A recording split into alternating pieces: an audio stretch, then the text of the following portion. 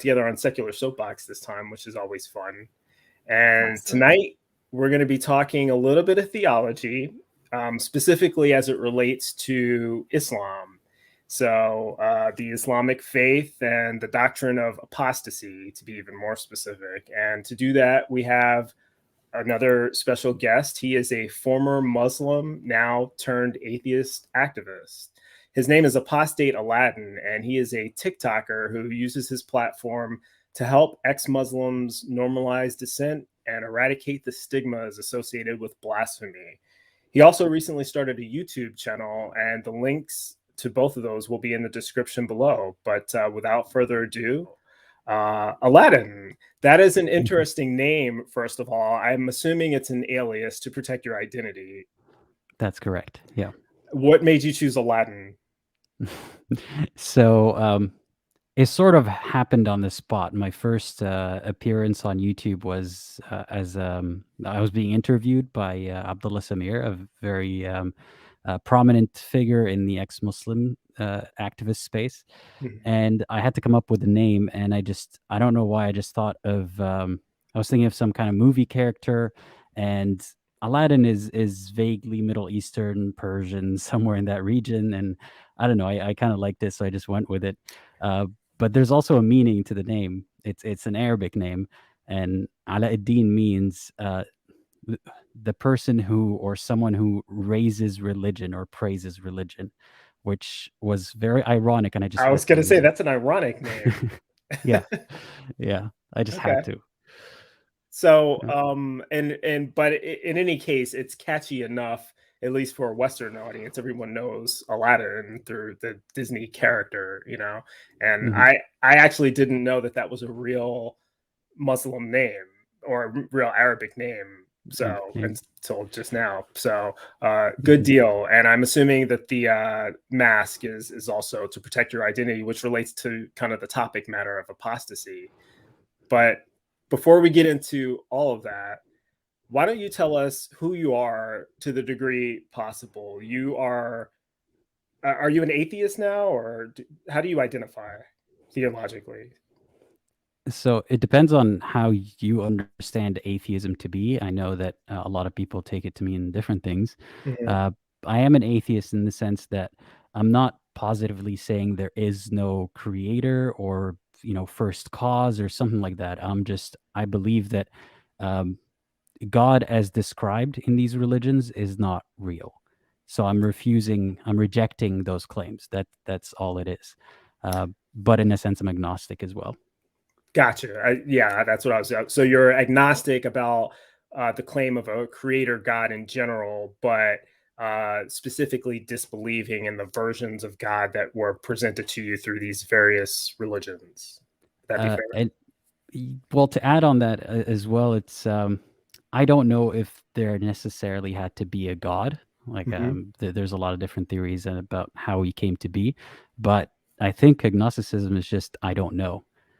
But it doesn't. A lot of theists seem to think that it implies that there may be a God, and I'm leaving that possibility open because I'm not sure which one it is. If that makes sense, I just don't know if that concept at all exists. Right. Yeah. So I feel like you and I would probably be using the terminology very similarly, Sonny, as well. Okay. That's what I view agnosticism as. I don't see agnosticism as specifically relating to the belief in a God at all. It's really just a position of knowledge, not knowing whether a God exists, not knowing if a God is even possible, not knowing whether we can even know, So agnosticism seems to be related to that. Whereas when we talk about theism and atheism, you either believe in something or you don't. And if you believe it, you're a theist, and if you don't, you're an atheist. Whether you're, claiming that no God exists or just claiming not to be sure. That's kind of the way that I view it. Is that similar to how you view it as well? Yeah, pretty much. Yeah.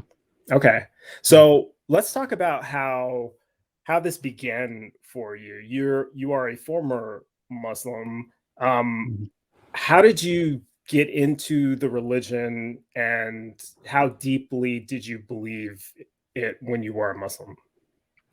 So, as with most Muslims in the world, I was born into it. Um, and I think a lot of people outside of the Muslim majority communities or countries don't realize how everyone around you is, into religion, at least on some kind of surface level. It's not like in the US, for example, where some people go to church on Sunday but they're not quite religious, and it's not something that's in your day-to-day life. But Islam in that part of the world is ingrained in every part of your day-to-day life. It's just presumed to be the default. So that's I was born into it. I did believe it. Um, and I was enthusiastic about it as well. I always use that word enthusiastic because it makes me think of how it piqued my curiosity to try to understand how the world works, how we got here, and all these all these questions were answered by religion. Mind you, the answers weren't very convincing or full or anything, but at the time it just satisfied me enough that I wanted more because there was so much I didn't know about the religion. So I was pretty curious about it. And I grew up reading and memorizing the Quran. I speak Arabic as my first language, so this was very easy for me. Um, there's a lot of it, obviously, that we don't understand even as native speakers without looking into the exegesis behind it and things like that. So it wasn't simply that I was just opening the book and seeing what I find. Um, and yeah, I was the kind of person who prays 5 times a day, who fasts. Like I do everything, and I was pretty happy about where I was with my faith until I wasn't anymore, and that switch happened. Well, before we get Very into the switch, let me Yeah, dig a little bit deeper into your origins, because you right, said in that part of the world. So I'm assuming we're talking somewhere in the Middle East, or a correct. Middle Yeah, Eastern country, not because here in the United States, there are many Muslims that live here. mhm, I grew up in New York. I'm from Queens, and there's okay, Muslims. Well, there's every religion there. I think I grew mhm, up in the most ethnically and religiously and racially diverse place in the world because I knew someone of every religion who spoke every language. Um, but the Muslims there, I find, converted to Islam, generally speaking. Most of them, a lot of them didn't grow up with the religion, So it's quite different here in the United States, as you mentioned, even in mhm, Islam. But so if you were in that part of the world, and you correctly pointed out that the US, generally speaking, is different, but I have to say, we have areas here in the US where religion is all around. I mean, Sonny could probably speak to this. You are from an area of the United States where religion kind of takes a front seat compared to like where I grew up or where I live now, right, Sonny?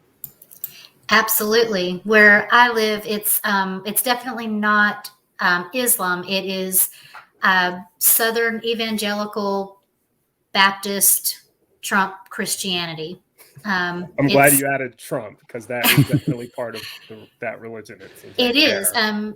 In fact, there has been so much of the political married into the religious, which wasn't the case. And I think it ties in with this discussion because I think that's very much the case in a lot of Middle Eastern countries. And that's what we're starting to taste a little bit here, because Trump and evangelical Christianity are interlinked to the point where Trump is almost like the second coming of Christ. So Mm, I'm very mhm, interested in this discussion because I can see some parallels, and I may be wrong. I'm completely ignorant on this topic, but at least from my viewpoint, I see correlations. So I'm interested to get yeah. into this discussion mhm, more.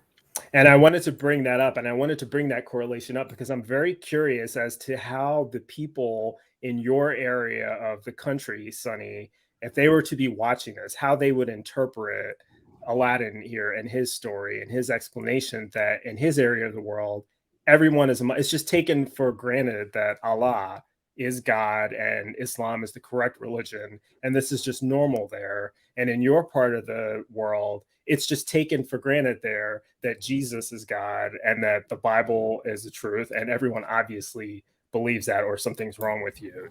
And I grew up separate from both of that. I was aware of all of these religions, but I didn't have that experience. And it's just the arrogance of both, to me, is directly you know, analogous in my opinion.